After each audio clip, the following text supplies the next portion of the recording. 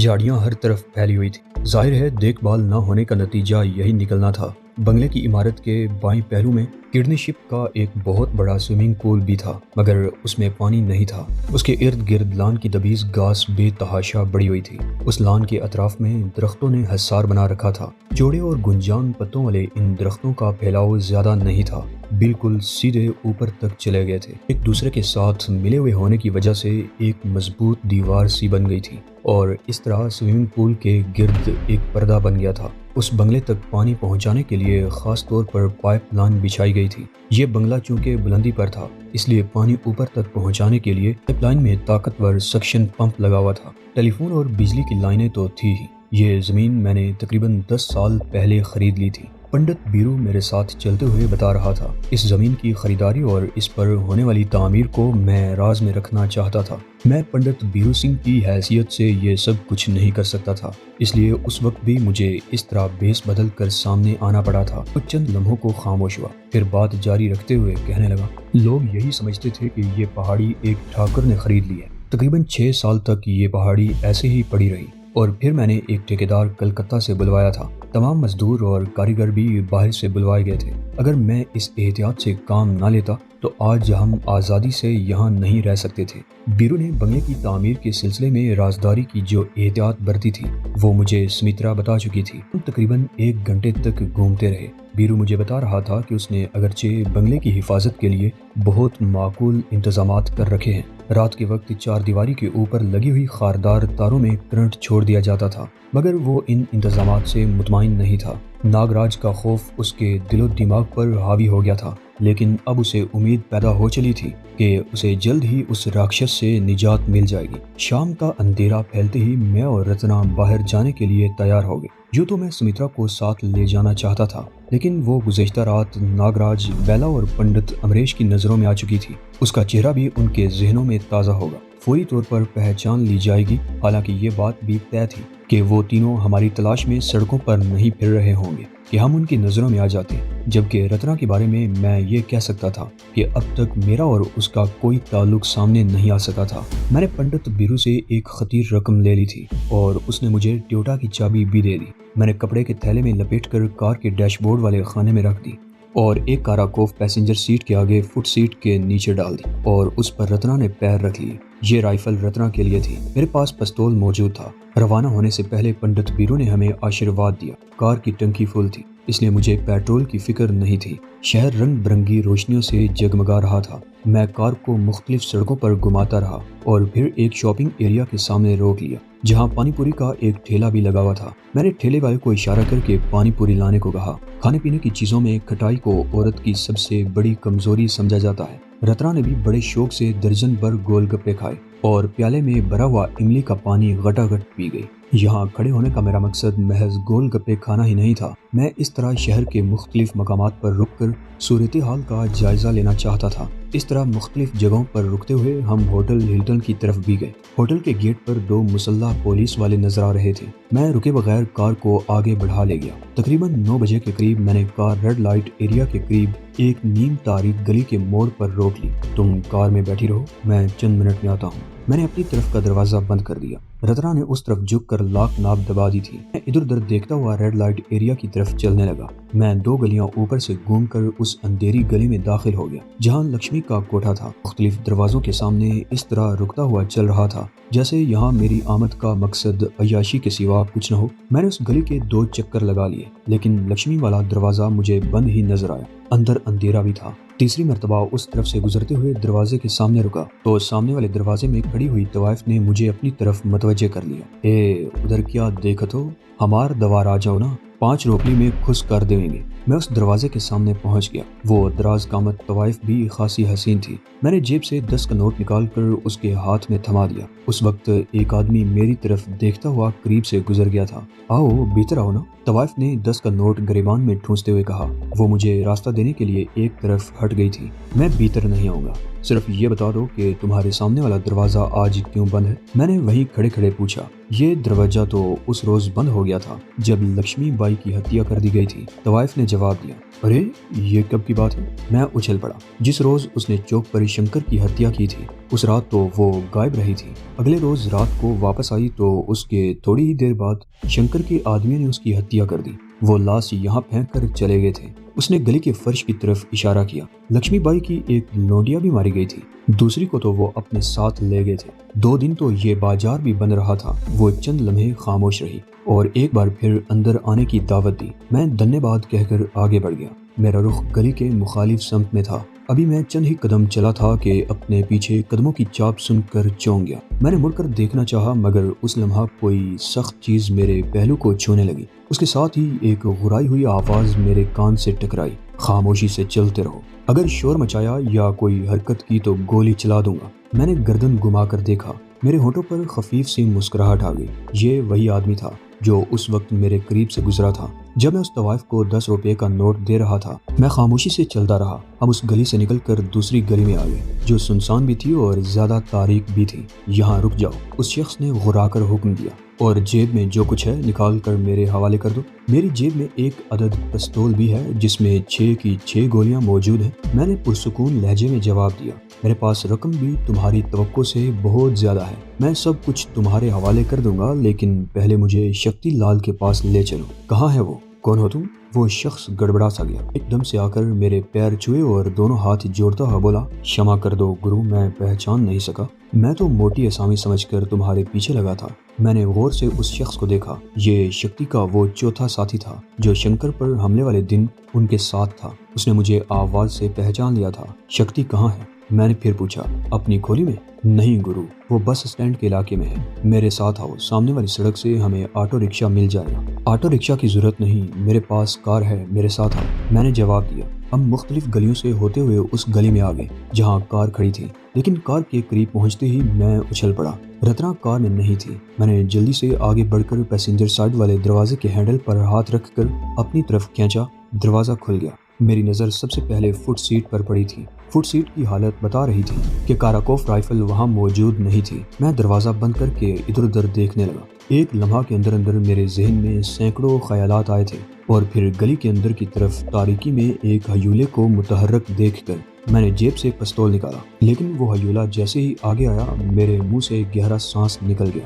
وہ رتنا تھی۔ ایک آدمی مشکوک انداز میں 2-3 مرتبہ کار کے سامنے سے گزرا تھا، اس لیے میں کار سے اتر کر اس مکان کی تاریک ڈیوڑی میں چھپ گئی تھی۔ رتنا نے گلی کی طرف اشارہ کیا۔ کس کی ہمت ہے جو ہمارے علاقے میں ہمارے آدمیوں کو پریشان کرے؟ شکتی کے چیلے نے آگے بڑھتے ہوئے کہا۔ مجھے بتاؤ دیدی، وہ کون تھے؟ چلو بیٹھو، ہمارے پاس زیادہ وقت نہیں ہے۔ میں کہتے ہوئے ڈرائیونگ سیٹ پر بیٹھ گیا اور پچھلے دروازے کی لاک ناب ہٹا دی۔ رتنا اپنی سیٹ پر بیٹھ چکی تھی۔ اس نے ہاتھ میں پکڑی ہوئی کاراکوف دوبارہ فٹ سیٹ کے نیچے رکھ دی۔ میں نے انجن سٹارٹ کیا اور کار آگے بڑھا دی۔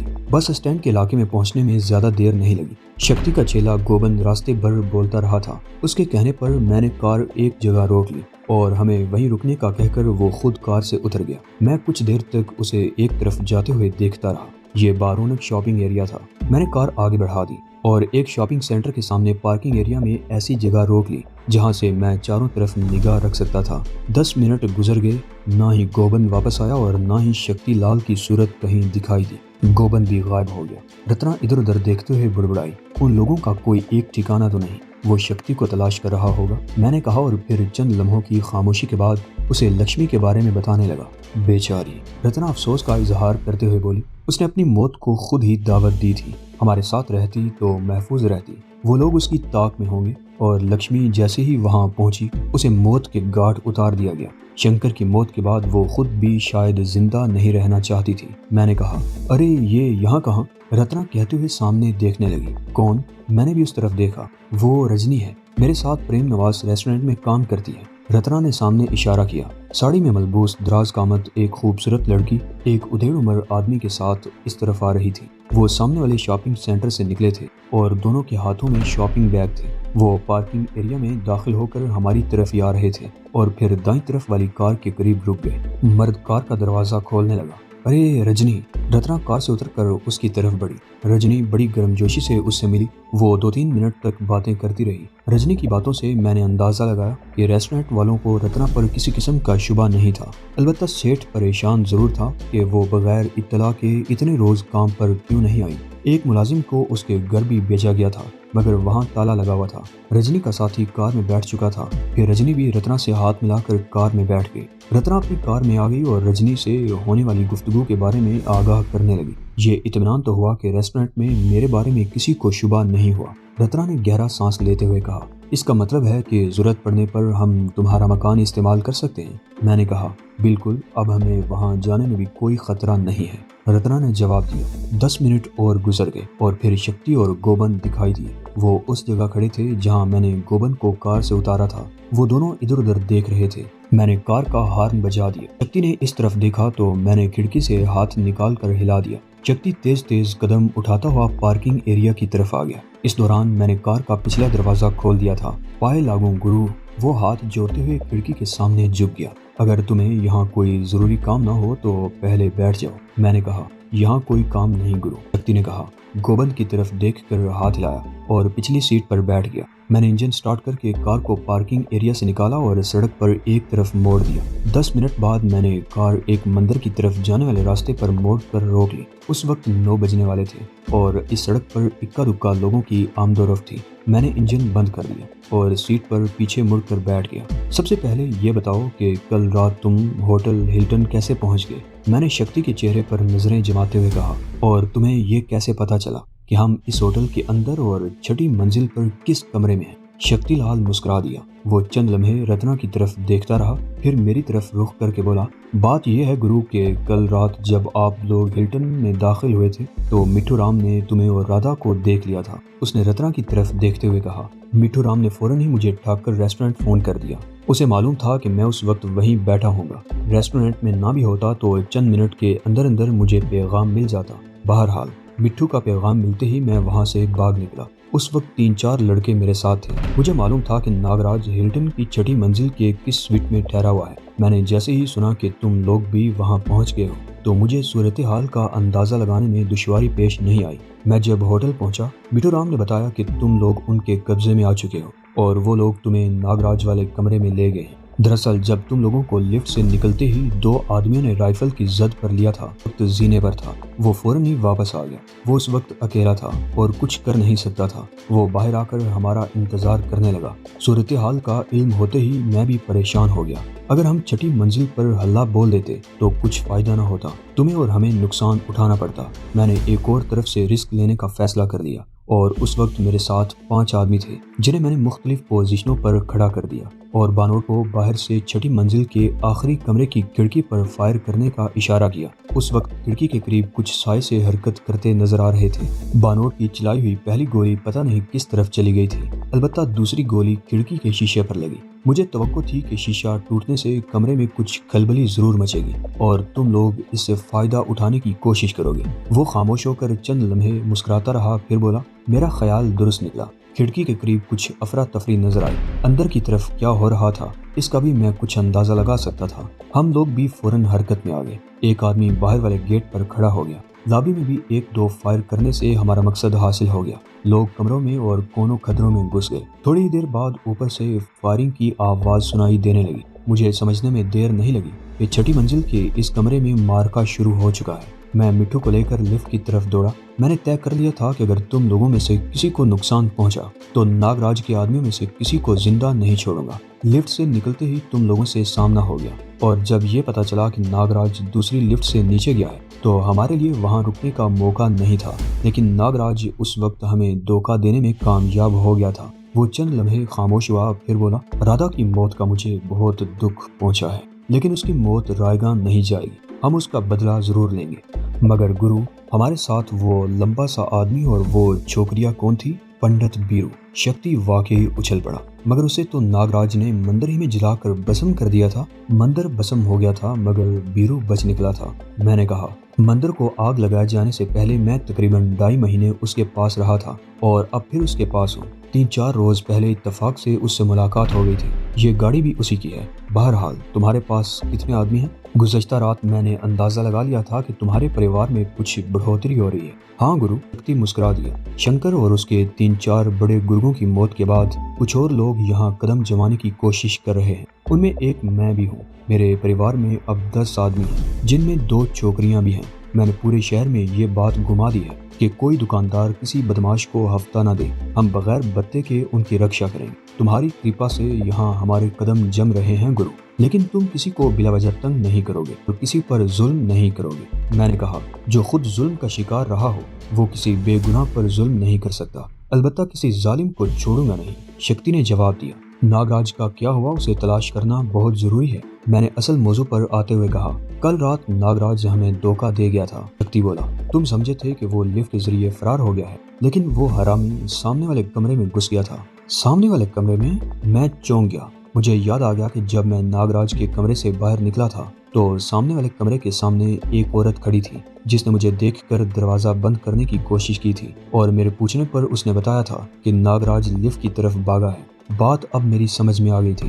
ناگراج نے مجھے گمراہ کرنے کے لیے اپنے گلے کا سیاہ ناگ راہداری میں ذرا آگے پھینک دیا اور خود اس کمرے میں گھس گیا تھا۔ یقیناً سامنے والے کمرے بھی اسی کے استعمال میں رہے ہوں گے۔ بیلا اور پنڈت امریش بھی اسی کمرے میں تھے۔ شکتی کہہ رہا تھا، میں اور بانوٹ رات بھر ہلٹن کے آس پاس موجود رہے تھے۔ تم لوگوں کے جانے کے تھوڑی ہی دیر بعد پولیس بڑی تعداد میں وہاں پہنچ گئی تھی اور کچھ بے گناہوں کو پکڑا بھی گیا تھا۔ رات کو شہر کے مختلف علاقوں سے کچھ بدماشوں کو بھی پکڑا گیا تھا، مگر میرے آدمی محفوظ ہی رہے تھے۔ ناگراج کا سراغ لگاؤ شکتی۔ میں نے کہا، اگر وہ اس شہر سے نکلنے میں کامیاب ہو گیا تو اسے شکتی حاصل کرنے کا موقع مل جائے گا، اور تم جانتے ہو زخمی ناگ زیادہ خطرناک ہوتا ہے۔ چنتا مت کرو گرو، شکتی نے جواب دیا، زیادہ سے زیادہ 1-2 دن میں پتہ چلا لوں گا، لیکن تم سے رابطہ کرنے کا مسئلہ ہے۔ کوئی ایمرجنسی ہو تو کیسے اطلاع دوں گا؟ میں نے اسے پنڈت بیرو کا فون نمبر بتا دیا۔ 3 ہندسوں کا یہ نمبر یاد رکھنا زیادہ مشکل نہیں تھا۔ پھر میں نے ڈیش بورڈ کے خانے سے کپڑے کا لپٹا ہوا تھیلا نکال کر اس کی طرف بڑھا دیا۔ یہ 1 لاکھ روپے ہے۔ میں نے کہا، اپنے آدمیوں کو کچھ کھلاؤ ان کے حلیے بدلو تاکہ ضرورت کے وقت بڑے ہوٹلوں اور کلبوں میں آنے جانے میں کوئی دشواری پیش نہ آئے۔ تم تو مجھے اپنے احسانوں کے بوجھ تلے دبائے جا رہے ہو گرو۔ شکتی نے کہا، میں تم پر کوئی احسان نہیں کر رہا۔ میں نے کہا، میرے پاس پیسے ہیں تو تمہیں بھی دے رہا ہوں، نہ ہوتے تو شاید میں تم سے کچھ مانگ لیتا۔ تمہارے لیے تو میری جان بھی حاضر ہے گرو۔ شکتی بولا، اچھا ٹھیک ہے، اب میں تمہیں کہاں ڈراپ کروں؟ میں سیدھا ہو کر انجن سٹارٹ کرتے ہوئے بولا۔ مجھے وہ ادھر ادھر دیکھتے ہوئے بولا، گاندھی اسٹریٹ کے کارنر پر اتار دینا، وہاں سے آگے میں خود ہی چلا جاؤں گا۔ میں کار آگے بڑھا دی۔ کئی مرتبہ گاندھی اسٹریٹ سے گزرنے کا اتفاق ہوا تھا۔ شہر کے تمام راستے مجھے ازبر ہو چکے تھے، اس لیے گاندھی اسٹریٹ تک پہنچنے میں مجھے زیادہ دشواری پیش نہیں آئی تھی۔ یہ بھی شہر کا ایک بارونق علاقہ تھا۔ یہاں چند بڑے ہوٹل اور نائٹ کلب بھی تھے۔ سالار بازار کی طرح یہاں بھی زیادہ تر سیاحوں کا رش رہتا تھا۔ ایک بڑی کشادہ سڑک تھی اور اس کے دائیں بائیں لاتعداد چھوٹی سڑکیں تھیں جہاں دکانیں وغیرہ تھیں۔ میں نے کار گاندھی کارنر پر روک لی۔ شکتی لال نے ہم دونوں کو پرنام کیا اور تھیلا سنبھال کر کار سے اتر گیا۔ میں نے کار آگے بڑھا دی۔ تمہیں بھوک تو لگ رہی ہوگی؟ میں نے رتنا کی طرف دیکھتے ہوئے کہا، بہتر ہے کہیں رک کر کچھ کھا پی لیا جائے۔ تمہارا ریسٹورنٹ کیسا رہے گا؟ وہیں چلو، رتنا نے کہا، صورتحال کا صحیح اندازہ بھی ہو جائے گا۔ میں نے کار ایک اور سڑک پر موڑ دی۔ یا صورتحال کا اندازہ ہو جائے گا یا در لیے جائیں گے، میں نے کہا، اور کار کی رفتار بڑھا دی۔ 10 منٹ بعد میں نے کار پریم نواز ریسٹورنٹ سے چند گز آگے فٹ پاتھ کے ساتھ لگا کر روک دی اور انجن بند کر دیا۔ ریسٹورنٹ میں صرف 1-2 میزیں ہی خالی تھیں۔ رتنا نے مجھے ایک خالی میز پر بیٹھنے کو کہا اور خود کاؤنٹر کی طرف چلی گئی۔